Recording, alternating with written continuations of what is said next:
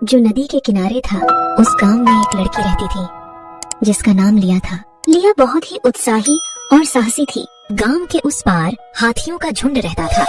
लिया का बहुत मन था कि वह हाथी के पास जाए, उनसे बात करे और उनसे दोस्ती करे। एक दिन लिया के गांव में वही हाथियों का झुंड आया, जिसे देखकर लिया बहुत खुश हुई और वह हाथी के पास गई।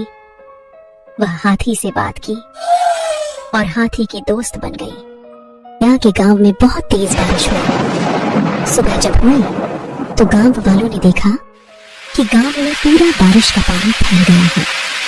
लिया झरने के पास बैठी हुई थी, तभी अचानक उसका पैर फिसला और वह झरने में गिर गई। लिया ने अपनी मदद के लिए अपने दोस्त हाथी को जोर से पुकारा। हाथी ने लिया की आवाज सुनी और वह दौड़ के झरने के पास आया और वहां से लिया को बचा लिया। लिया और हाथी जब गांव जाते हैं, वहां पर देखते हैं कि बहुत सारा बारिश का पानी फैला हुआ है।